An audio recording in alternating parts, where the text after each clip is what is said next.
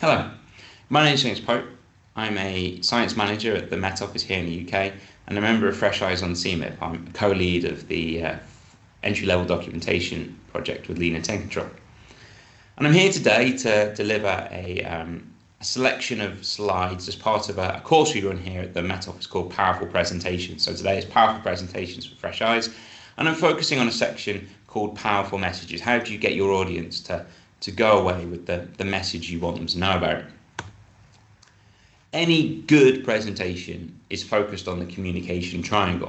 And there are three vertices to any good triangle. The first three here are structure, content, and delivery. Now, for the purposes of today, I'm going to be focusing on the content and the delivery. How do we make sure your audience go home with your message? Structure is a lot of other work and hopefully lots of materials out there around for you to work with to build structure, but we'll focus on content and delivery today. And this is all about your take-home message. What's the target of your presentation? What do you want your audience to know? What are they going to walk out of the room, go up to the coffee stand, get a coffee, turn to their colleague and say, wow, I really enjoyed that presentation. They were talking about, what is that thing that you were talking about that they're going to discuss with their colleague? This is about, at times, communicating with people's heads, but also an element of talking to their hearts. But I first want to start with something called Tapper syndrome. Now, this is something we would normally run as a bit of an interactive experiment. I'm modifying it for today in this setup, but it's something that hopefully you can maybe go and give it a whirl at home later today with your friends or your family. So in 1989, a group of Stanford University students published a study on what they called the curse of knowledge. So we're going to try an experiment. Now, I'm going to tap something out. It admittedly has a bit of a British focus, but hopefully many of you might recognise this. We'll see how many of you do.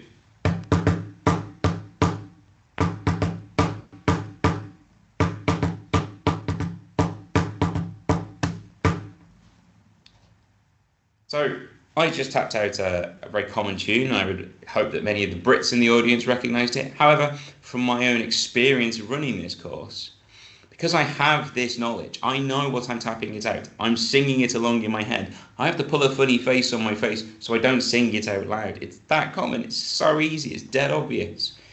Yet it's most likely that many people in this audience, particularly even amongst the Brits, may well have not known what I was tapping out. Knowledge of a subject can make it difficult to explain to others. And we sort of have a natural assumption that our audience knows what's talking about. You knew what I was singing in my head while I was just tapping some sounds on a table. That's the assumption that I make. That's why I believe that you all know it. And you can go home and try this. Please do go home and try this with friends or family tonight in the coming days. Pick a tune that you think they will definitely know. Guess how many of them would get it right in your head before you tap it out and find out how many know it. And you'll be amazed how few of your friends can actually work out what you're tapping. And of course, these things are very important when you're discussing internationally. I chose happy birthday. That's what I tapped out, happy birthday to you, which works great in the UK. You'd expect, most British people you would expect to know happy birthday. But my wife is Polish, and for her birthday celebrations, they would hear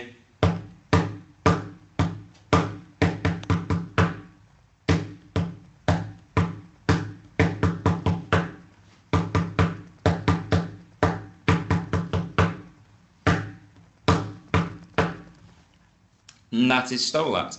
And I wonder if there is anyone from Poland or who knows Polish culture in this audience today. I wonder if you were able to get that, even though I've given you the clue of we've done happy birthday, and if you're Polish, you'd expect to hear. Was it even then obvious that was Stolat? Even with a little bit of knowledge, you might not have been able to guess that. So how do we avoid Tapper syndrome? Well, it's very important that you start a presentation, think, what do you want your audience to remember about your presentation? What is the coffee bar moment? You need to manage this message into their memory. You build the presentation, you bring it to the point where they get your message. You practice it and you seek feedback. This is really important outside of your research group. Your supervisor, postdocs, other PhD students in your research group most likely know what you're presenting. They hear your regular updates on the work you're doing, so they know already what tune you've chosen. So it's easy for them to guess the tune you're tapping. What you need to do is to actually maybe find other PhD student colleagues in the department, or even lay people, family, friends, people who don't know exactly what your work focuses on, and just find out where are they able to get a key message. What was the key message? What did they come out of your presentation with? And think about it in terms of the 3 W's. The who am I presenting to? Know your audience. Are you at a really, really specific, maybe a CMIP focused specialist conference on that particular MIP? Then your messaging can be much more targeted, much more technical. You can go really detailed. Maybe you're at a much more general conference like EGU, at a bit of a mix and match session. There's a few different talks, it's a much broader audience. Then you need to build them up to your level of knowledge. Who are you presenting to? What is it that you're trying to get across? What is your key message? Maybe write it down before you even start the presentation. Write down the key message, build the presentation, and then check, is my key message what's coming out? And then why do you want to tell them? Why should they care? What do you want them to do with it? Is it that you want them to be aware of a pitfall you've made? Is it you think that you would like them to collaborate with you because you know that their research groups have got similar interests? What is the reason for telling them? So we're now going to focus on some techniques for delivering your messages. We'll look at storytelling in emotion and sound bites. Now in the UK, when I present this at the Met Office, and I've got much more time, normally 40-50 minutes to do this session, I'd also include a section on analogy and metaphor. So when we think about storytelling in emotion, I want you to imagine now that we're in the supermarket. You're there to buy a packet of tomatoes, and there's 2 options, and you can see them here on the screen. The option on the left of the screen here is very cold, hard and factual. Good looking tomatoes, they look identical to the other ones. They're the same price as the other ones. They tell you when they were picked, they tell you the country of origin, and they tell you the price. No other information. Tomatoes on the right are a little bit different. They've got a picture of the farm that they came from just underneath where they're being displayed. You can see the name of the farm. You see the lane leading up to the farm, the nice foliage, the gate, how pretty, how rural, how family orientated it looks. You see a picture of the farmer and their family. The little child is there. There's an inference that the little girl helps pick the tomatoes. These are family tomatoes. These tomatoes are grown with love. That the family maybe have always grown these tomatoes. And when you compare them then back to the ones on the left with some cold hard facts, that for tomatoes at the same price, which tomatoes are you going to buy? And I guarantee you the vast majority of people buy the tomatoes on the right. Because logic tells, but emotion sells.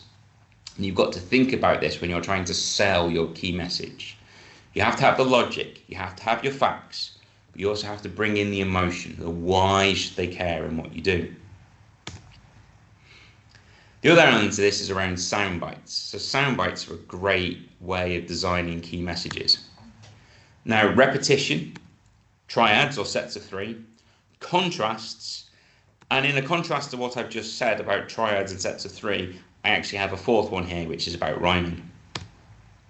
So repetition, repetition, repetition, repetition, repeatedly using a word or phrase. And it's used to great effect in poetry and also in politics. One of the most famous examples you can consider is Martin Luther King Jr. I'm not going to even say what phrase he repeatedly used, but I guarantee you that the vast majority of you in the audience have probably now got that phrase in your head, to the point where I don't even need to say his phrase. He's used it 7 or 8 times in that speech. 7 or 8 times he used that phrase that you all know, even though none of you were actually alive at the time that it occurred, or I suspect none of us were alive at the time it occurred.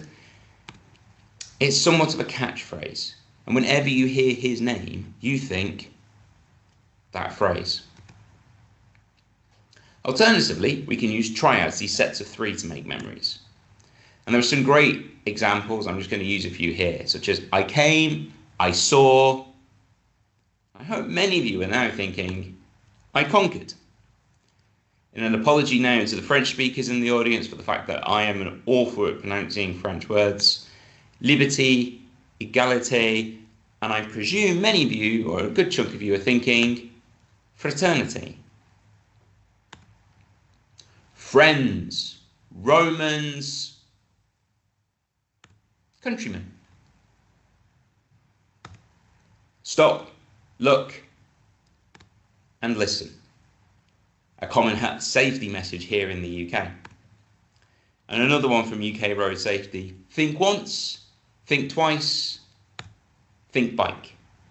Actually getting people to think about motorcyclists rather than cyclists. But the same message works. You have to look a couple of times before you pull out of a junction to be aware that you've not missed the motorbike travelling at a high speed. Contrasts are a really powerful way to get a message across. It's very, very powerful for making these memorable sound bites. People remember phrases, speeches that use these contrasts. You say what something is and what it isn't in the same sentence. That's how we make a contrast. If you aren't joining in, you're missing out. If you aren't with us, you're against us. And here's an example from John F. Kennedy. And so, my fellow Americans, ask not what your country can do for you, ask what you can do for your country.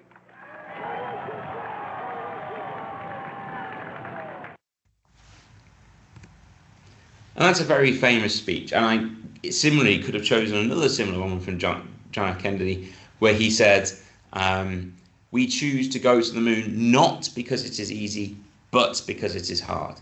He said what it is not and what it is in the same thing. And by flipping it around, not because it is easy, but because it is hard, adds real emphasis. Another technique is rhyming. Now, rhyming is obviously tricky when you're communicating in a second language, or if you're communicating with audiences who don't naturally don't all speak the same language as you as their first language. So you have to be a little bit careful, but it can make the messages very memorable. It's very, very commonly used in advertising. So perhaps a good one to sort of the next time you've got the TV on, you're watching some programming, and the advertisement breaks come on, just try and pick out if they're using these sorts of rhyming. Advertising, along with politics, uses a lot of the tools I've talked about today quite a bit. So here's some popular phrases. Again, there's a bit of a British bias to this, but things like birds of a feather flock together.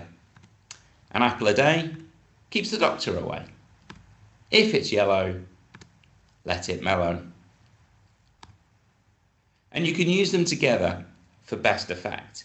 When you start mixing these different tools into one sentence, then you get a really powerful message, one that can really resonate with an audience. The British politician Tony Blair famously said in the late 90s, education, education, education, using repetition and triad to get across this message that he wanted to focus on the education of children. Great minds discuss ideas, average minds discuss events, small minds discuss people. There's contrast, there's triad, there's three sentences, and there's repetition, because minds pops up in each of them. And you have this contrast between great and average and small. It's a speech by Eleanor Roosevelt. Yesterday is history, tomorrow is a mystery, today is a gift of God, which is why we call it the present. Phrase from Bill Keane, again using contrast, rhyme and triad. So hopefully this has been of some interest today around the content and delivery, and I hope that you're able to put some of these into your own presentations into the future. And of course, it'd be wonderful if you could go over to the new Fresh Eyes platform, and I'll have started a thread for this this teach, and it'd be great to hear your thoughts, or if you've got any similar techniques you want to share with the Fresh Eyes community. I hope you enjoy the rest of the Fresh Eyes workshop, and hopefully see you around places in the future. Thank you very much.